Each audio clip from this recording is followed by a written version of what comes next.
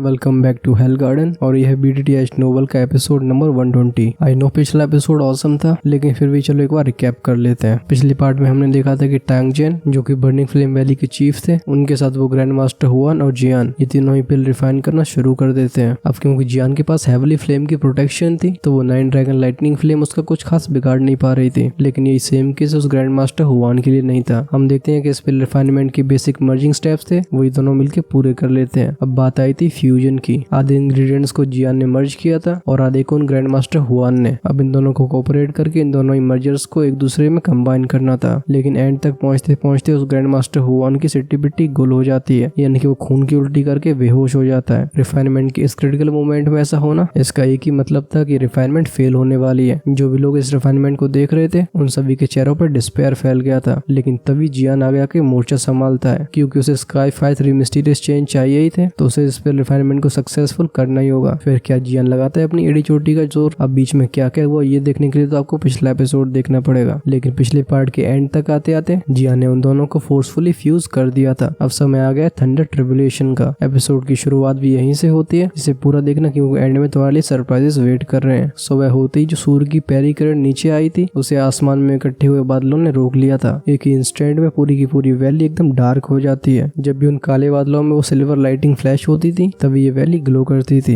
जब आसमान में काले बादल इकट्ठे हुए थे, तब स्टेज पे मेडिसिनल फ्रेग्रेंस अपने पीक पे पहुंच चुकी थी। इवन जो आसपास की नेचुरल एनर्जी होती है, वो भी इस पिल फ्रेग्रेंस की वजह से खिंची चली आती है। हम उसे हल्के से वाइब्रेट होते हुए देख सकते हैं। कल्डन के अंदर एक जेड ग्रीन फ्लेम लगातार बर्न होती है। फ्लेम के ऊपर का जो स्पेस था, वहाँ पे एक हरे और लाल कलर की पिल फ्लोट कर रही होती है। इसमें से लगातार शॉकिंग एनर्जी बाहर आती है। जैसे ही एनर्जी मेडिसिनल कल्डन के वॉल्स में टकराती थी, इन वॉल्स में से लगातार क्लैंक क्लैंक के साउंड्स आते थे। जियान का ध्यान भी इस मेडिसिनल पिल पे जाता है, जो कि कल्डन के अंदर रोटेट कर रही थी। उसका जो चेहरा पेल पड़ चुका था, हम उस पे एक स्माइल को सरफेस होते हुए देखते हैं। जैसे वो अपनी आंखें बंद करता है, उसे अपनी सोल का एग्जॉस्शन फील होता है। जियान की इच्छा होती है कि वो यहीं पे लेट के ऐसे ही पड़ा रहे। इस बार की इस पिल फॉर्मेशन ने जियान को बहुत ज्यादा एग्जॉस्ट कर दिया था। अगर उसका विल इतना ज्यादा स्ट्रॉन्ग नहीं होता, तो यहाँ तक पहुंच पाना और किसी के लिए इम्पॉसिबल ही था। जब आसमान में थंडरबोल्ट्स फ्लैश होते हैं, उनकी लाइट से जियान का चेहरा लाइट अप हो जाता है। अभी जियान बहुत ही कमजोर दिखाई दे रहा था। जब लोग इसकी कंडीशन देखते हैं, तो वो समझ जाते हैं कि इसने अपनी पूरी स्ट्रेंथ का यूज कर लिया है। टैंग जेन अपने एक्साइटेड स्टेट से बाहर आते हैं। जब वो जियान की फ्रेल कंडीशन को देखते हैं, हम उन्हें तुरंत ही हाथ कप करके बोलते हुए देख सकते हैं। वो कहते हैं, यंग फ्रेंड यानशाओ, तुम्हारे इतने बड़े एहसान के लिए सिर्फ थैंक्स बोलना काफी नहीं है। अब तुम स्पिल लाइटनिंग को मेरे ऊपर छोड़ सकते हो, तब तक तुम आराम से रेस्ट करो। इन शब्दों को कहने के बाद टैंग जेन जस्ट स्पिल लाइटनिंग को फेस करने जा रहे थे, तभी जियान की होर्स आवाज आती है। वो कहते हैं, वैली चीफ टैंग, आप पिल लाइटनिंग को मेरे ऊपर छोड़ दीजिए। ये सुन के टैंग जेन स्टार्टल्ड हो गए थे। वो तुरंत ही कहते हैं, यंग फ्रेंड यानशाओ, ये पिल लाइटनिंग मुझे हार्म नहीं कर पाएगी। तुम्हारी करंट कंडीशन के साथ तुम इसे कैसे रिसीव कर सकते हो? जियान अपनी आंखें रोल करके मनी मन में बोलता है, ऑफ कोर्स मुझे पता है कि तुम्हारी पिल लाइटनिंग कुछ नहीं बिगाड़ सकती, लेकिन मेरे अर्थ डीमन पपेट को अपनी बॉडी को रिफाइन करने के लिए इस पिल लाइटनिंग की जरूरत है। ये सब सोचने के बाद जियान अपने हाथों को वेव करता है। एक फ्लैश में ही अर्थ डीमन पपेट अपीयर हुआ था। वो टैंग जेन की तरफ देख के बोलता है, वैली चीफ टैंग, ये पिल लाइटनिंग मेरे लिए यूजफुल है, आप प्लीज इसे मुझसे स्नैच मत करो। जब जियान ने इनर एकेडमी के अंदर लेवल 7 की पिल को रिफाइन किया था, तब उसकी पिल लाइटनिंग की हेल्प से अर्थ डीमन पपेट की स्ट्रेंथ इंक्रीज हो गई थी। अगर डीमन पपेट की बॉडी की एक और बार रिफाइनमेंट हो जाती है, तो उसकी स्ट्रेंथ भी फ्राइटनिंग लेवल पे पहुंच जाएगी। अर्थ डीमन पपेट जियान के लिए एक टॉप नॉच फाइटर था। जितनी इसकी स्ट्रेंथ इंक्रीज होती है, ये जियान के लिए उतना ही बेनिफिशियल होगा। जैसे ही अर्थ डीमन पपेट अपीयर हुआ था, टैंग जेन स्टार्टल्ड हो जाते हैं। तुरंत ही उनकी आंखों में एक सरप्राइज फ्लैश होता है। वो कहते हैं, पपेट। टैंग जेन अपनी आईसाइट की हेल्प से इस पपेट को एक ही बार में पहचान लेते हैं। खैर इस बारे में जियान को भी सरप्राइज फील नहीं होता। वो अपना सर उठा के आसमान की तरफ देखता है। इकट्ठे हुए काले बादलों को देखने के बाद जियान नोट करता है। टैंग जेन कहते हैं, अगर यंग फ्रेंड यानशाओ आप ऐसा कह रहे हो, तो मैं आपके पपेट को पिल लाइटनिंग को रिसीव करने के लिए अलाउ करूंगा, लेकिन अगर कोई बीच में परेशानी होती है, तो आप मुझे तुरंत ही इन्फॉर्म करना। ऑल्दो टैंग जेन को नहीं पता था कि जियान को अपने पपेट के ऊपर इतना भरोसा क्यों है, लेकिन एट दी एंड जियान ने इस पिल लाइटनिंग को बुलाया है। और तो जियान ने इस फायर बोधिसत्व पिल को सक्सेसफुली रिफाइन करके टैंग जेन के ऊपर एक बड़ा एहसान किया है। तो वो भी छोटी मोटी बातों पे ध्यान नहीं देना चाहते थे। जियान स्माइल करके नोट करता है। उसकी आंखें जाती हैं दोबारा आसमान की तरफ। वो अपनी वीक आवाज में कहता है, गो। जियान के मुंह से ये वर्ड बाहर ही आया था। अर्थ डीमन पपेट अपने पैरों को जमीन पे पटकता है। उसका शरीर रॉकेट की तरह हवा में जाके पॉज हो जाता है। उसके हेड के कुछ ही मीटर्स के ऊपर वो काले रंग के बादल होते हैं। टैंग जेन की आंखों का सरप्राइज तब और इंटेंस हो जाता है जब वो देखते हैं कि अर्थ डीमन पपेट किसी दोजों की तरह हवा में सस्पेंड हो सकता है। उनके दिल में जियान की वैल्यू और भी बढ़ जाती है। भले ही टैंग जेन खुद एक ओल्ड मॉन्स्टर थे, लेकिन वो इस छोटे से लड़के को अच्छे से परख नहीं पा रहे। इस लड़के के पास हेवली फ्लेम तो है ही, बल्कि पिल रिफाइनमेंट की इसके अचीवमेंट्स इतनी टेरिफाइंग है। और अब तो जियान ने एक ऐसा पपेट निकाला है जिसकी स्ट्रेंथ एक एलीट दोजोंग के बराबर है। इन सारे के सारे रीजन से मिलके जियान की आइडेंटिटी को बहुत मिस्टीरियस बना दिया था। स्टेज पे जो भी चेंजेस हो रहे थे ये यहाँ पे मौजूद किसी की आंखों से छिपते नहीं है। खासकर जब एक सिल्वर लाइटिंग हवा में जाके पॉज हो जाती है तो सभी स्टंड हो गए थे, क्योंकि पपेट का जीवित ऑरा नहीं होता। तो शार्प सेंसेस वाले लोग एक बार ध्यान से देखने के बाद इसका पता लगा लेते हैं। एक एक्सपर्ट कहता है ये तो एक्चुअली पपेट है, क्या यानशाओ इस पपेट का यूज करके पिल लाइटनिंग को ब्लॉक करना चाहता है? तो साइड में खड़ा दूसरा बंदा कहता है टियर 7 की हाई लेवल पिल की पिल ट्रिबुलेशन ये कोई बच्चों का खेल नहीं है। इवन 5 स्टार दोजों को इसे ब्लॉक करने में परेशानी होगी, क्या ये पपेट इसे रिसीव कर सकता है? जियान के एक्शंस को देख के सभी अनसर्टन फील करने लगे थे, लेकिन उसकी प्रीवियस परफॉर्मेंस को देखने के बाद लोग यहाँ पे फालतू में अपना मुंह नहीं खोलते। वो पहले की तरह उसे रिडिक्यूल नहीं करते, क्योंकि यहाँ पे मौजूद सभी लोग जानते थे कि ये लड़का जो कि उनसे काफी ज्यादा यंग है, इसकी अचीवमेंट से वो कभी कंपेयर नहीं कर पाएंगे। भले ये चीज यहाँ पे मौजूद एल्केमिस्ट ग्रैंड मास्टर्स के लिए काफी हार्श हो, लेकिन आफ्टर ऑल ये सच्चाई थी। चाहे उनके लिए एक्सेप्ट करना बहुत मुश्किल हो रहा हो, लेकिन सत्य को प्रमाण की जरूरत नहीं होती। ऑफ कोर्स ये लोग अकेले ऐसे नहीं थे जिनके दिमाग में ऐसे थॉट्स आ रहे थे। जियान के एक्शंस को देख के बर्निंग फ्लेम वैली के डिसाइपल्स भी एकदम कंफ्यूज हो चुके थे। अगर जियान अपनी पीक कंडीशन में होता तो वो एक बार बिलीव कर लेते कि वो इस पिल लाइटिंग को रिसीव कर सकता है, लेकिन जियान की हालत अभी पूरी तरीके से खराब है। इस पिल लाइटिंग को तो भूल ही जाओ, अभी बर्निंग फ्लेम वैली का कोई रैंडम डिसाइपल भी उसे हरा सकता है। आसमान में सस्पेंड हुए सिल्वर कलर के फिगर को देख के टैंग हो और की आईब्रोज भी वर्टिकल हो गई थी। वो खुद से बड़बड़ाते हुए कहती है फादर के क्या कर रहे हो? भले ही पिल लाइटनिंग कोई पपेट रिसीव करेगा, लेकिन एट दी एंड ये जियान से कनेक्टेड है। अगर पिल लाइटनिंग पपेट को डिस्ट्रॉय कर देती है तो जियान को भी बैकलैश होगी। उसकी करंट कंडीशन को देखते हुए उसके लिए इतने खतरनाक ब्लो को रिसीव करना बहुत डिफिकल्ट होगा। खैर स्क्वायर में खड़े लोग कितना भी डाउटफुल फील कर रहे हो, जियान को इस सबसे फर्क नहीं पड़ता था। दूसरी बात है जियान के पास ये सब सोचने का टाइम नहीं होता। जैसे ही उन काले बादलों की डेंसिटी और बढ़ती है, उनमें से लगातार क्रैकलिंग और रंबलिंग साउंड्स आने लगते हैं। जियान खुद से बड़बड़ाते हुए कहता है आई वंडर अगर पपेट इस पिल लाइटनिंग को ऑब्जर्व कर लेता है तो क्या उसका ग्रेड अपग्रेड हो जाएगा? उसे पता होता है कि डीमन पपेट को 3 ग्रेड्स में डिवाइड किया गया है, जो कि है मैन, अर्थ और स्काई ग्रेड। जब ये डीमन पपेट शुरुआत में रिफाइन हुआ था तो ये मैन ग्रेड और अर्थ ग्रेड के बीच का था, लेकिन इनर अकेडमी वाली पिल लाइटनिंग की वजह से ये सीधा अर्थ ग्रेड बन गया था। सिर्फ एक अर्थ ग्रेड लेवल का पपेट 5 to 6 स्टार दोजोंग से फाइट कर सकता है। अगर पपेट का ग्रेड अपने हाईएस्ट पे पहुंच जाता है तो ऐसा हो सकता है कि वो एक एलीट दोजोन से भी फाइट कर पाए। जब जियान के दिमाग में एक दोजोन क्लास की पपेट का विचार आता है तो उसकी आंखें एकदम ब्राइट होने लगी थी, लेकिन फाइनली वो अपने विचारों को सप्रेस करता है। आखिर स्काई ग्रेड तक पहुंचना इतना आसान कैसे हो सकता है? ये प्रोसेस काफी स्लो होने वाली है। जब ये सभी विचार जियान के दिमाग में चल रहे होते हैं, आसमान में थंडर एक्सप्लोड हो जाता है। इमीडिएटली हम देखते हैं अपने थाई की इतनी मोटी सिल्वर लाइटनिंग को आसमान से नीचे आते हुए। ये किसी सिल्वर जायंट पाइथन जैसी लग रही थी, जिसके बाद वो लाइटनिंग स्पीड से उस मेडिसिनल कल्डरन की तरफ शूट हो जाती है। जैसे सिल्वर लाइटनिंग शूट हुई थी, जियान के दिमाग में एक थॉट फ्लैश होता है। तुरंत ही अर्थ डीमन पपेट ग्राउंड पे आता है। वो शाहरुख खान की तरह अपनी बाएं खोल के खड़ा हो गया था, जिससे वो लाइटनिंग उसमें टकरा सके, और ऐसा होता भी है। जैसे सिल्वर लाइटनिंग उस पपेट की बॉडी में जाके टकराती है, हमें एक डीप मफल्ड साउंड सुनाई देता है। इस साउंड को सुन के सभी के दिल रुक गए थे। इस सिल्वर बोल्ट ने जियान के पपेट को 10 मीटर पीछे तक ढकेल दिया था, जिसके बाद ही वो फोर्सफुली अपनी बॉडी को स्टेबलाइज कर पाता है। अब इस पपेट की बॉडी में लगातार सिल्वर फ्लैशेस हो रहे थे। फाइनली सिल्वर आर्क्स उसकी बॉडी में एंटर करते हैं। अगर पपेट की जगह कोई नॉर्मल इंसान होता तो अभी तक उसकी स्किन बाहर आ चुकी होती, लेकिन अर्थ डीमन पपेट कुछ भी फील नहीं करता, बल्कि जैसे जैसे लाइटनिंग उसकी बॉडी में एंटर कर रही थी, उसका शरीर और भी मजबूत होता जा रहा था। टेंजन की आंखें फोकस होती है इस पपेट पे, जो कि पिल लाइटनिंग को रिसीव करने के बाद बिल्कुल सही दिखाई दे रहा था। वो मनी मन में कहते हैं एक्चुअली पिल लाइटनिंग को ऑब्जर्व कर रहा है। जब वो ये देखते हैं तो उनकी आंखों में एक सरप्राइज फ्लैश हुआ था। जैसे ही पपेट सिल्वर लाइटनिंग के बोल्ट को रिसीव कर लेता है, आसमान के वो डार्क क्लाउड्स चर्न होना शुरू हो जाते हैं। एक मोमेंट के बाद 3 लाइटनिंग बोल्ट्स, जो कि पहले वाले से भी ज्यादा स्ट्रॉन्ग थे, वो बादलों के बीच में से नीचे आते हैं। उनके पीछे से लगातार रंबलिंग साउंड सुनाई दे रहे थे। हमारे कानों में आती है बूम बूम की आवाजें। जब जियान की कंट्रोल के अंदर ही earth demon puppet in 3 lightning bolts को रिसीव करता है तो वो बिल्कुल भी हेजिटेट नहीं कर रहा था। अभी वो किसी लाइटनिंग रॉड की तरह बिहेव करता है, जो कि सारे बोल्ट्स को अपनी तरफ अट्रैक्ट कर रही है। बट इन तीनों थंडर बोल्ट्स की स्ट्रेंथ इतनी ज्यादा खतरनाक थी कि इन्हें फेस करने के बाद अर्थ डीमन पपेट जमीन में जाके टकराता है। उसके दोनों पैर जमीन में घुस जाते हैं। बट जैसे ही सिल्वर लाइटिंग थोड़ी स्कैटर होती है, पपेट दोबारा आसमान में जाता है। जब ये सभी के सामने हवा में फ्लोट कर रहा होता है, इसकी बॉडी में लगातार सिल्वर लाइटिंग फ्लिकर हो रही थी।